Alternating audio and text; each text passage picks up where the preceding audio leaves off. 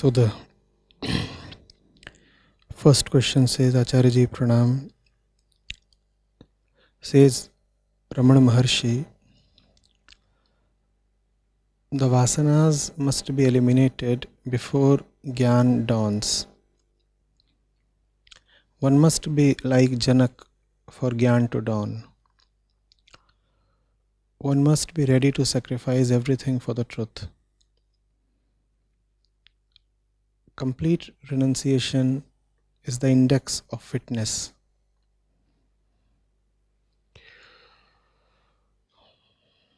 And then comes the question, how can one find this faith, this sureness to sacrifice everything for truth without any promises or security? Does the elimination of vasanas or innate tendencies itself will provide this conviction? All right. Do we get the context, the question? Raman Maharishi is saying the vasanas must be eliminated before jnana dawns. One must be like Janaka for jnana to dawn. Janaka, the proverbial king, had gone to the sage Ashtavakra, fully prepared to give up on his kingdom, riches, wealth, power, as well as the sureness of his own knowledge. He was not merely a king, he was a scholar king. And yet he was prepared to go to the sage Ashtavakra, who was much younger in age than him, and ready to bow down. So that the Maharishi is quoting as a proof of the king's fitness. A complete renunciation of vasanas, which was already present in the king, enabled him to be a befitting recipient of the knowledge that sage Ashtavakra bestowed upon him. Right? The knowledge, the Maharishi is saying, could not have come to the king had he not been fully prepared. Jnana could not have dawned irrespective of the physical presence or physical proximity of Ashtavakra had Janaka been a lesser renunciate. Because Janaka was so fully prepared to trade off or give up or sacrifice all that he had for the sake of the truth, hence Ashtavakra could succeed with him. Right? That's the point Maharishi is making in the quoted words. So now the questioner seeks to ask, how can one find this faith, this sureness to sacrifice everything for truth without any promises or security? Do you get where the question is coming from? The questioner is saying, suppose I am Janaka, right? And I have everything that the world can possibly give, right? And I'm not a brute king. I'm not a tyrant. I'm not one of those kings that history loathes.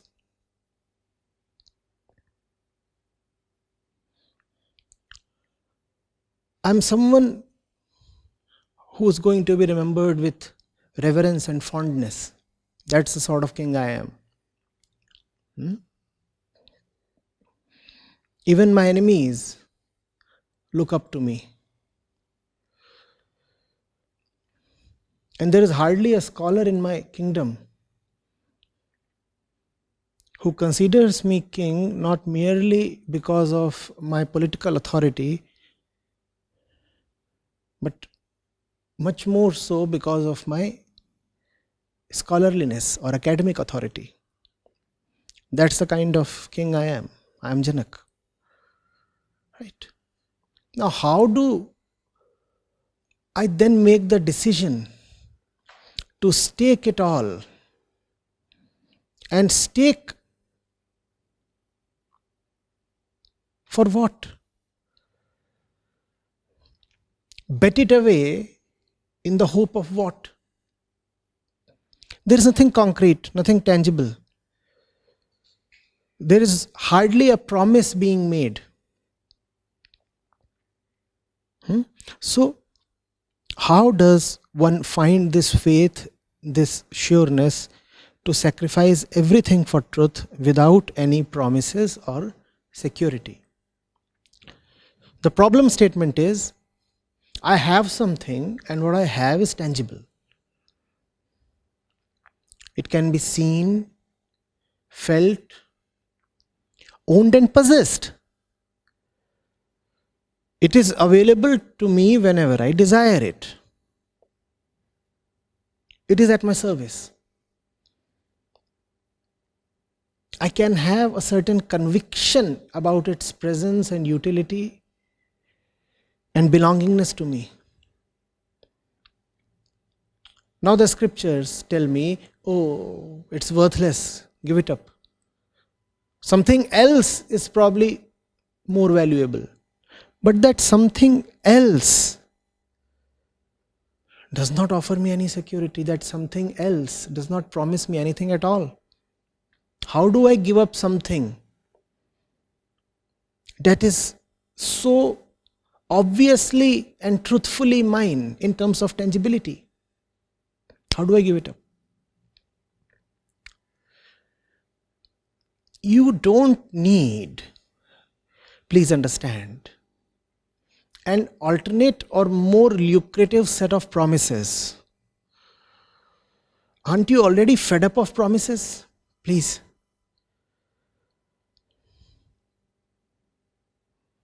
Look at the hypothesis contained in the question. You are saying, I am happy, I am contented, I am secure,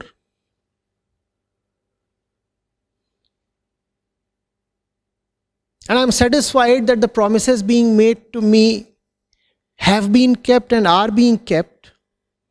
Now, how do I give all this up in the hope of something better when that something better is so very arrogant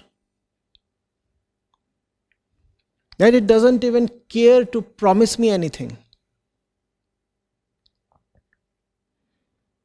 It is unrelatable. I can't have any relationship with it. It doesn't speak to me. It doesn't offer me any kind of comfort. It doesn't console me. It doesn't give me any guarantees.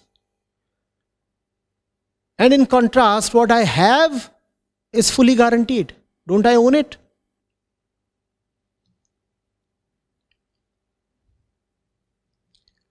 The picture that the questioner is trying to paint is a happy picture. I am already happy.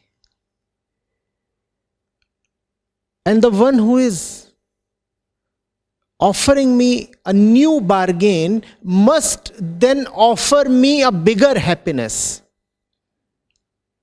That's the mental model being presented as a basis of this entire discussion. The questioner wants me to accept this model. I refuse. I fully refuse because it is quite a dishonest model. What you are saying is, right now I have security. Right now, I feel comfortable that the promises made to me will be kept. And then there is the zone of truth. So very nebulous. So very unrelatable. So very otherworldly. I don't know its language, if it speaks at all. How do I know that a greater happiness lies there? Sir, truth is not there to give you a greater happiness. You know what do you mean by a greater happiness? What you mean is that if currently you have X, greater happiness would mean 3X, which means 3 times the same thing that you currently have. You mean to hoodwink me. You mean to tell me that X is a positive quantity, I refuse to take that. You are saying I have X, which is a positive quantity, and truth is supposed to give me 3X, but the truth is not putting that on paper in black and white. So I feel a little, uneasy. What if this truth fella is some kind of a charlatan? See, X I already have, and X is greater than 0. So I already do have something. And truth says 3X. And that's what you mean. Truth never says 3X or 5X. But that's the model you want to present. And we'll come later to why you are presenting such a delusionary model. So you are saying I have X, X greater than 0. Truth is offering me 3X. But without any guarantee. If truth offers you 3X, it would mean pushing you 3 times deeper into your current hell because the X that you have is not positive, sir. You are trying to impress upon me that you are already all right to the extent of X units. You are not. Do not try to violate the basic law of duality. This entire world, its architecture is based upon.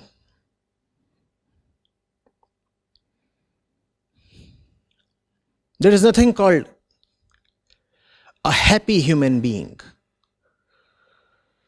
If by happiness you mean something that would put you at ease or deliver you peace or can stay for any significant duration with you.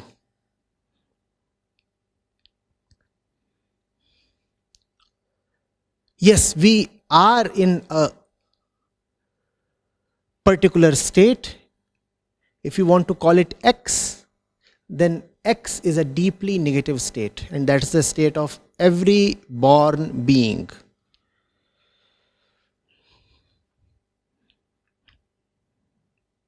To be human is to be tense.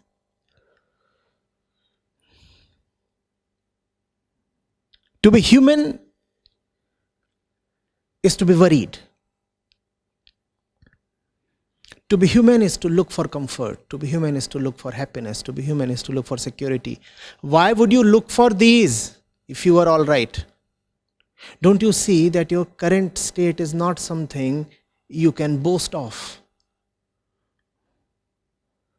We all are down in the dumps, but only a few are honest enough to acknowledge that.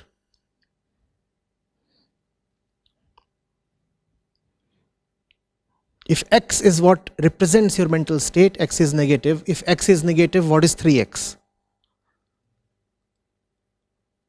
You want truth to give you that? A triple negative? So the truth does not offer you 3 times of what you already have. Had the truth been doing that, the truth would have been eminently avoidable. Please understand, truth is not something in the same dimension as you are. Truth is not a linear extension of your current position.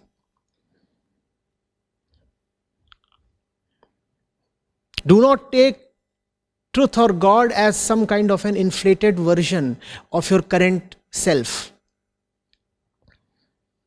But that's how man-made gods are. If you have 2 hands, they have 6, 3 times. If you can just uproot a small plant, then your gods are depicted as being able to uproot entire trees. 3 times the strength, you see. You can at most pick up a cat. Your gods are able to pick up elephants. Or sometimes they are able to pick up entire planets. That too is just a linear coefficient, a multiplicative number attached to your current state. All that is quite childish, very childish. X and 3x lie along the same line. We know that, right? Don't they? Truth is not that. Truth will not give you more of what you already have. What you already have is not worth having. Why will truth give you more of what is not worth having? So truth is not about getting promises or securities. Truth is about seeing that that which you already have is not to be kept. Truth does not give you any promise, any security. To be blessed by truth is to be miraculously able to see that all your efforts and unending attempts towards security, company, are all so very self-deceptive.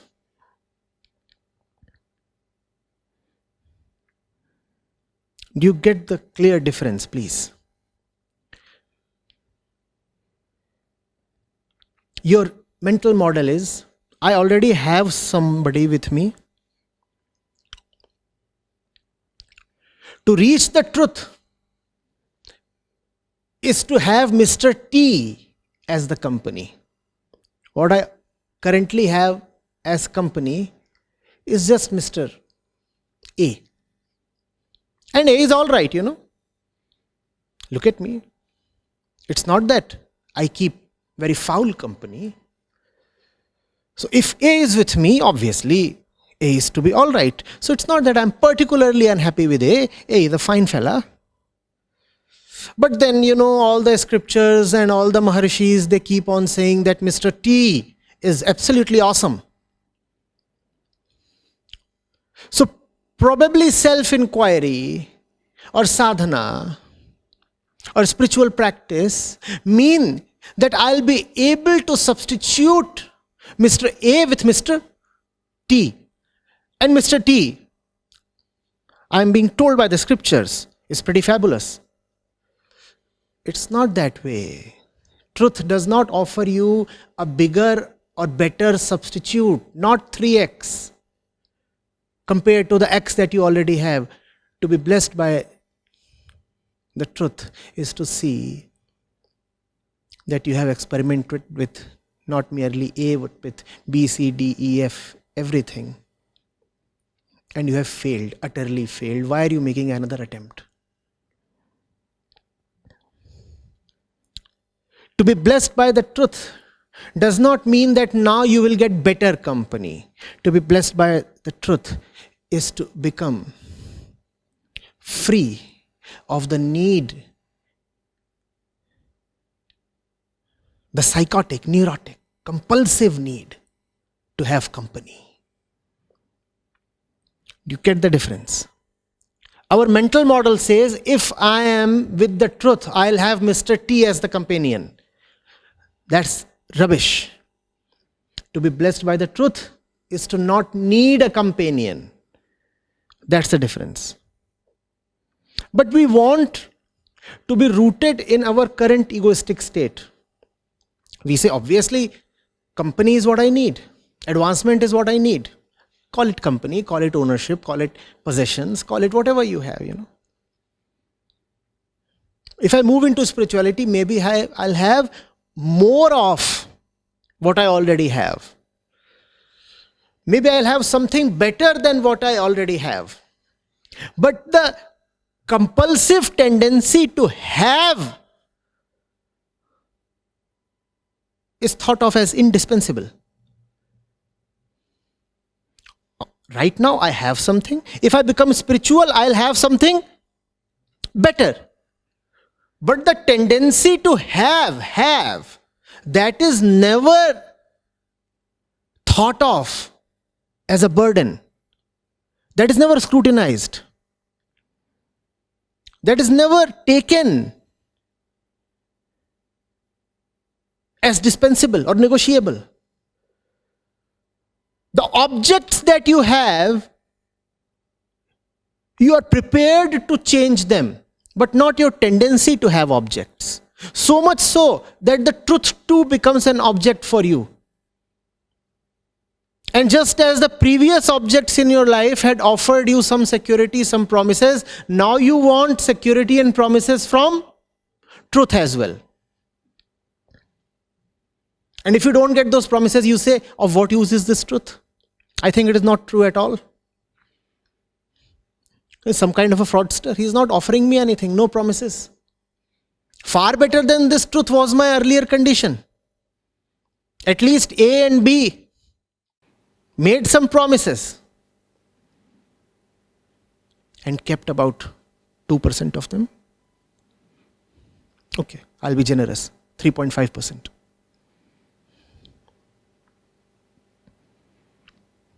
And it's a mercy that they kept only 3.5% of their promises.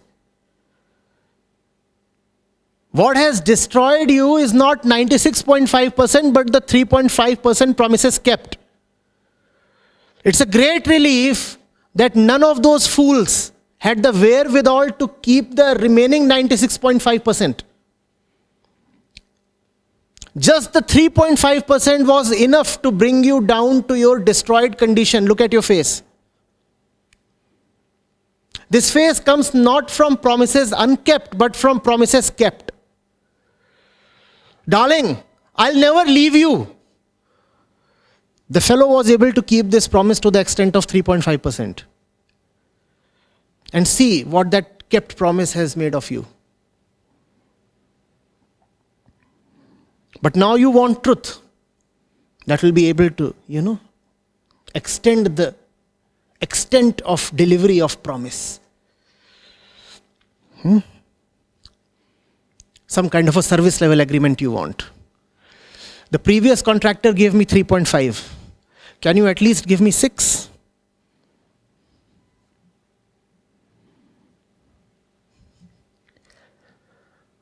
The questioner says, how do I sacrifice everything for truth without any promises or security? Sir, please do not sacrifice everything for truth. Sacrifice everything for your own sake. The truth needs no sacrifice. You are saying, how do I sacrifice everything for truth? Everything, everything. What great riches do you have, Mr. Questioner? Oh, everything I have. Oh, there is just one thing that you probably don't have, a mirror. Maybe I'll be able to give it to you, and then you will know about everything that you have. I'll reread the question 40 times to you, and that is my answer. How do I sacrifice everything for truth? Acharya ji, how do I sacrifice everything for truth? Everything.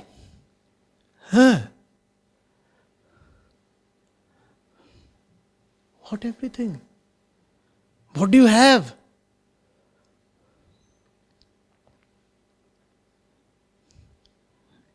What delusions? Wake up and smell the coffee. But you don't have even that, Once you wake up, you will find the coffee gone.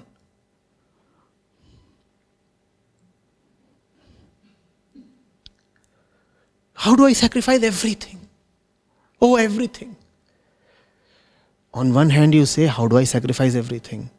On the other hand, you rush to the scriptures and to several other people saying, oh, I'm so burdened, so burdened. Are you burdened by things that you do not have? So this everything that you have is just a burden to you. On one hand, you say, oh, it's such a burden to me. I'm getting killed. It's suffocating me. And then you say, how do I sacrifice everything for truth? Make up your mind. If you're all right with everything, then don't be so ungrateful. Honor all those things. After all, they are giving you satisfaction, aren't they? Be with them. Be courteous. Be cool. Be charming. Offer them respect. Don't run around the town then complaining of all those things.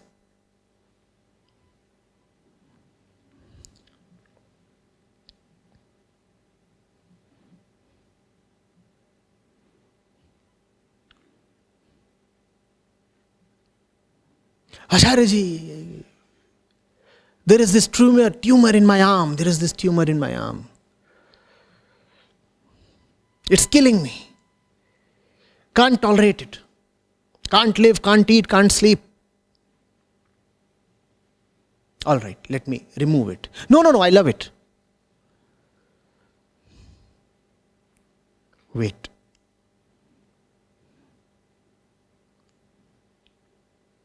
Maybe your time means nothing, my time does. I like jokes, but good ones.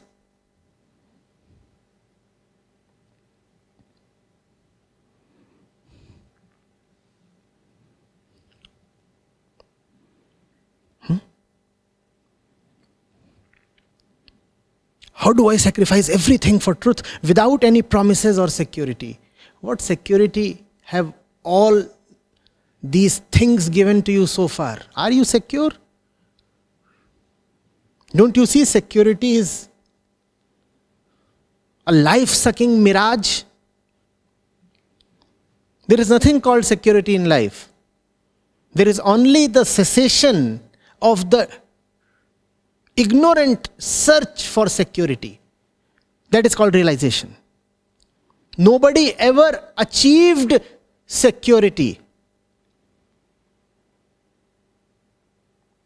The utmost anybody could ever get was a lack of enthusiasm to feel secure. And it's strange, when you drop the quest for security, you stop feeling insecure as well. The moment the premium placed on security vanishes, insecurity vanishes along with it.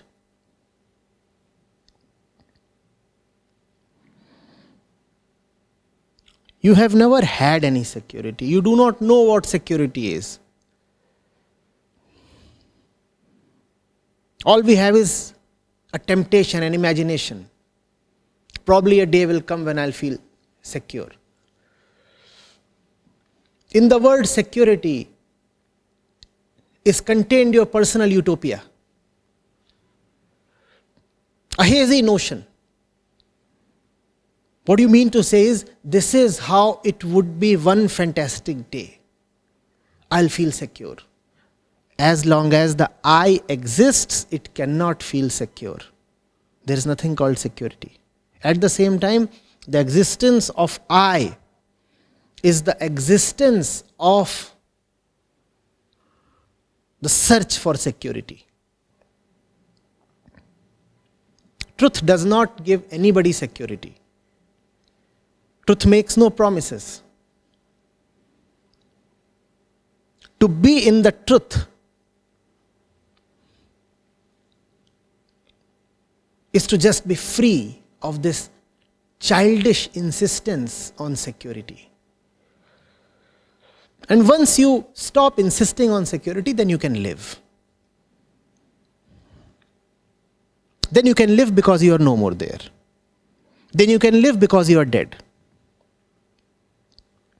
As long as this impetuous, kiddish I keeps scrambling for security. There is nothing called life. There is only the promise of life. One day I'll be able to live. Right now I'm just making my way through something else.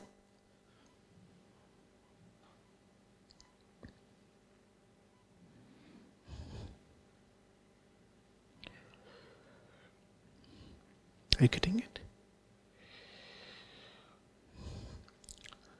Truth does not offer you lucrative goodies. To be in truth is to be able to see, just see, that what you already have, is not worth keeping. Not that something else is worth keeping. Not that something else is worth keeping. The something else is not even to be talked of. The proper subject of all spiritual inquiry is not some metaphysical goal, but your current tangible worldly reality. The goal is not to be discussed, though there is great pleasure in discussing the goal. You know, the kingdom of my Lord, the blissful heaven, that transcendental state. One likes to delve in all these things. One likes to think about them and chat about them and fantasize endlessly. But that's not spirituality. Spirituality is not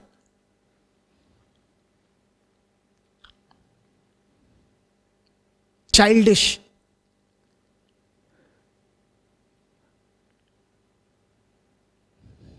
tendency to fantasize. It is the eye of the mature adult. Look at what is going on. If you are all right with it, continue. If you are not all right with it, be sensible.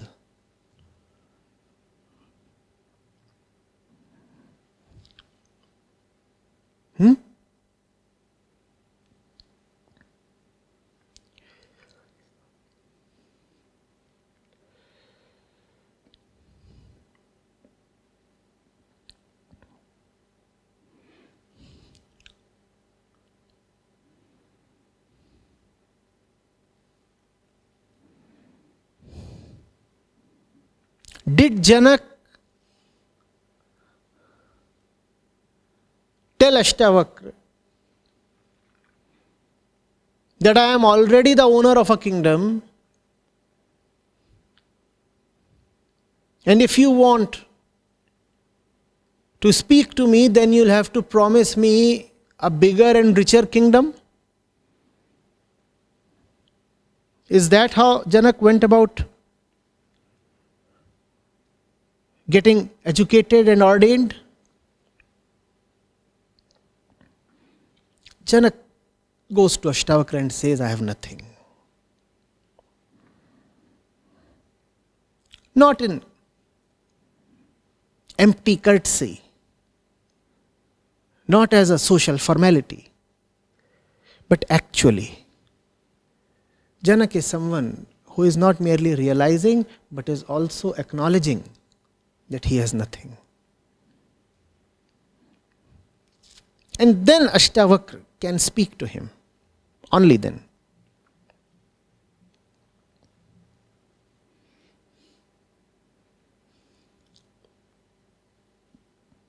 And here you are saying, how do I sacrifice everything for truth?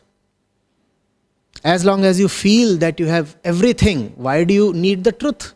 After all, you have everything. If you have everything, why the hell do you need the truth?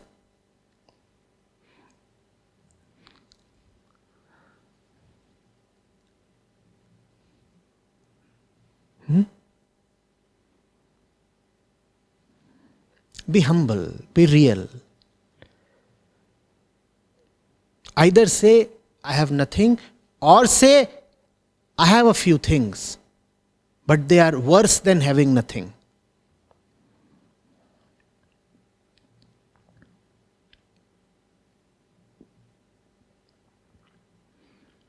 One of these two statements would be all right. But no third statement is permissible.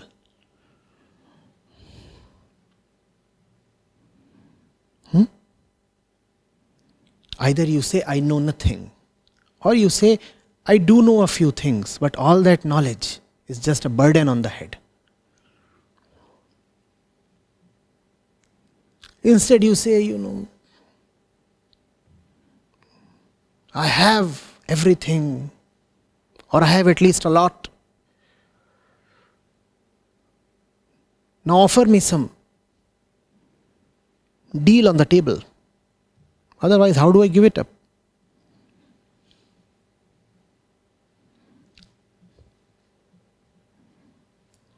Nobody is going to negotiate with a beggar.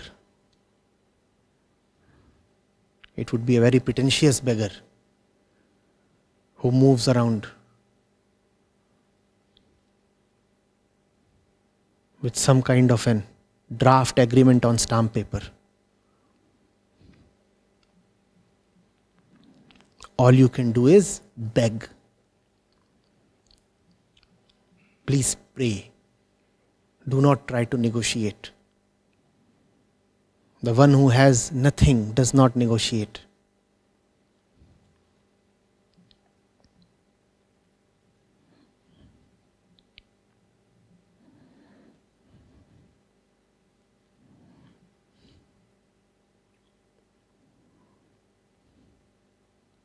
Look at the pride of the worldly man.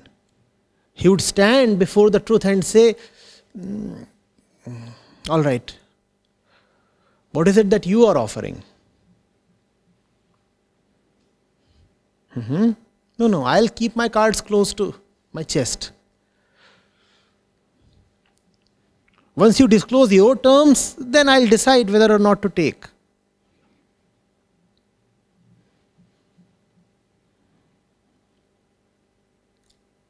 Empty vanity.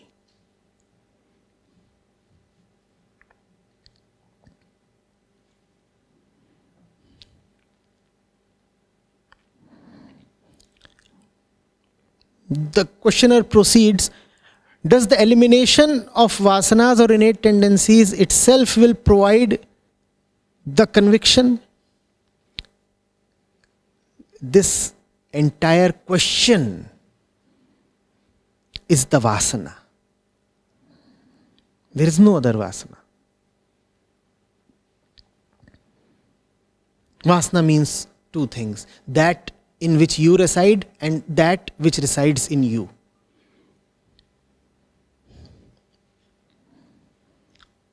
The outer and the inner, the external and the internal, which means the totality of the world. See where you reside, that is vasana. See what resides in you, that is vasana. In short, this everything that you are talking of is itself vasana. That is vasana. If you are happy with what stays in you, and if you are happy with where you stay, then stay happy.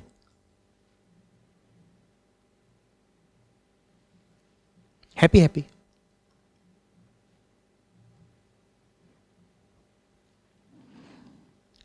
What is vasana? Some kind of an abstract concept? Vasana is your lived reality. Vasana is the way you think. Vasana is the way you relate. Vasana is your relationship with your possessions. Vasana is all that which gives you identity and meaning.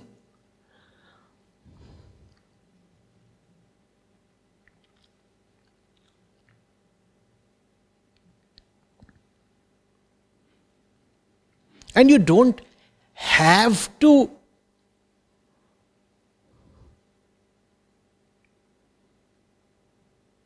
give it up to honor some holy mandate. Give it up when you are fed up of it. If you are not yet fed up of it, continue to revel.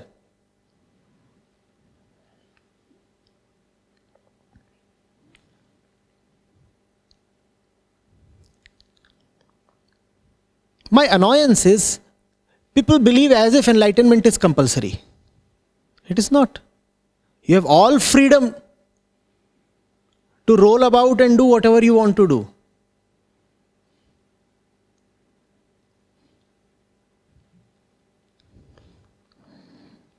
It's just that you sometimes incidentally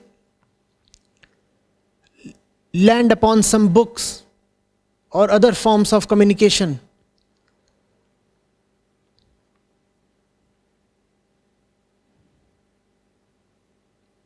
that sing of enlightenment and realization and liberation, and you start feeling like adding another feather to your cap. You say, I must also have realization. I have a house, I have Dolly, I have Chunnu, now I'll have liberation. And Chunnu will feel so glad when Papa shows liberation to him. Dolly darling, what is it that I have brought home tonight? Libu. And me and Dolly darling will showcase Libu in the drawing room.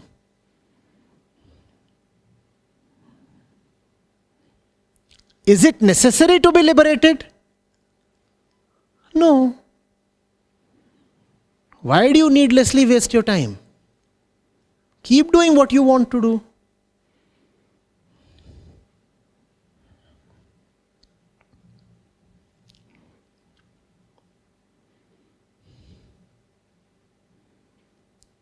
Liberation is for the one who feels shackled. Not merely disturbed, but asphyxiated. Unless you feel that kind of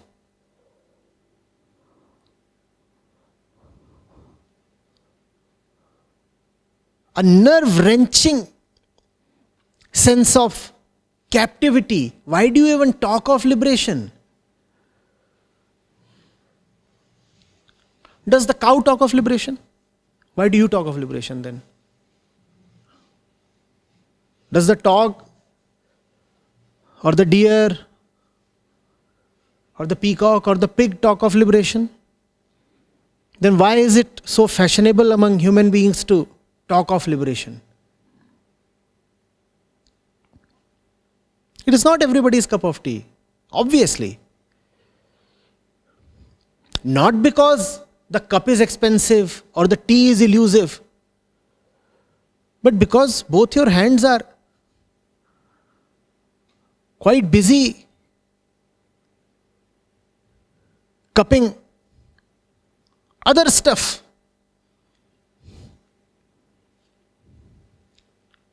Dolly darling has brought you some beer, some milk.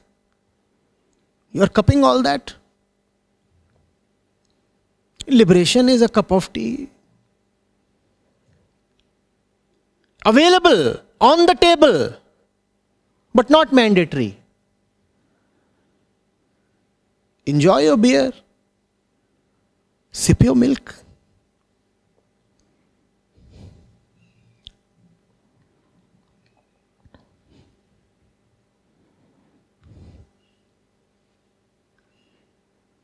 You have to be someone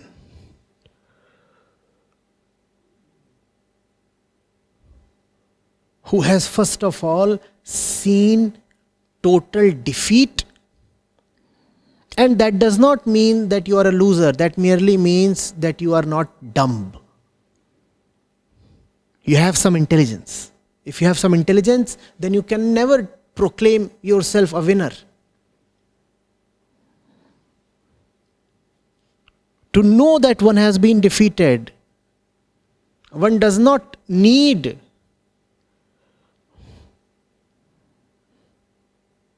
some great external declaration or certification of loss. One merely needs to be a little less dumb. And then you will very clearly see that to be born is to be defeated. To live through all these years, all these incidents all these processes is to be defeated. Defeated in what sense? Defeated in the sense that nothing gives you that which it ever promises. Nothing is ever the final thing. Everything entices you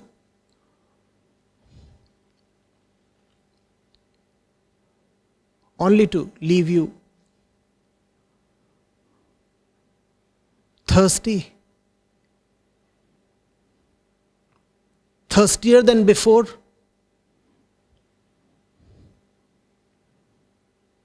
and burdened with the obligation to now chase another thing.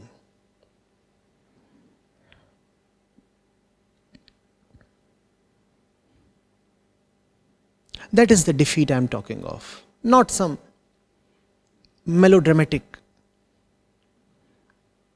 defeat in some boardroom or courtroom or battlefield.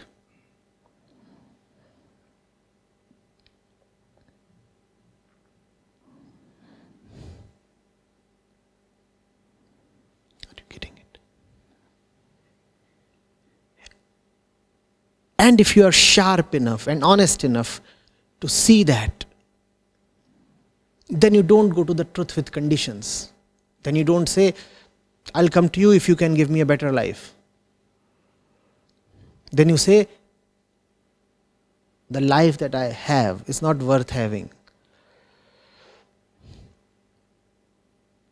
And if to give up this life, I need to give up my entire sense of self and the I sitting at the center of the sense of self, I am very prepared. That is when something like Ashtavakra can happen to you instantly.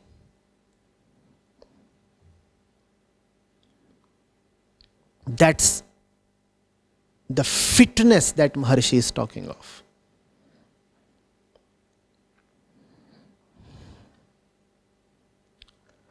The sharpness, the intelligence, the honesty.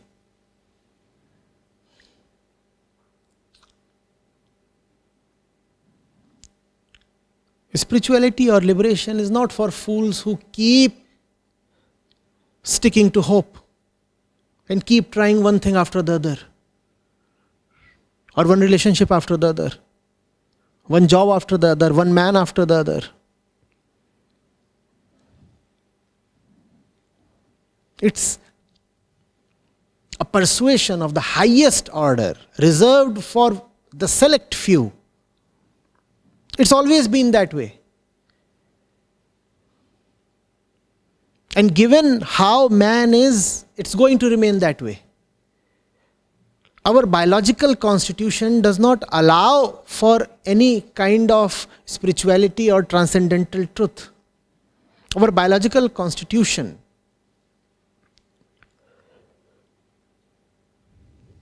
is in a way that ensures that we remain with our bondages, that we exist to nourish our bondages. Our biological constitution in no way prepares us or prompts us to rebel against our bondages.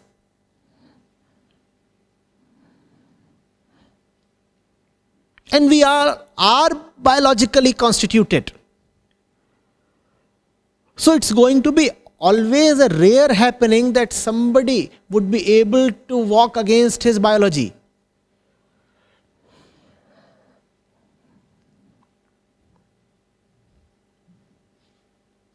And by this I do not imply fatalism. By this I do not intend to demotivate you.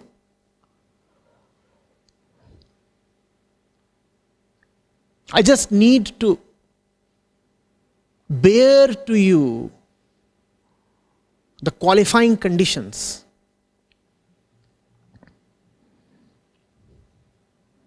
For a so-called normal human being, the qualifying conditions are tough. It is not merely disappointment that I am talking of. I am talking of a genuine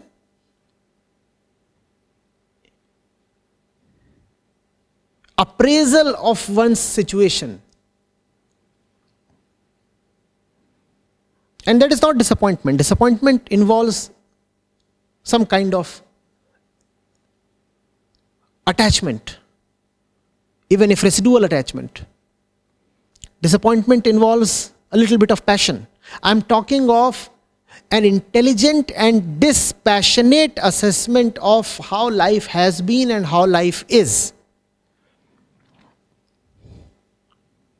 And when you can allow yourself to have that intelligent and dispassionate assessment, then you no longer strut around as if you are somebody having everything.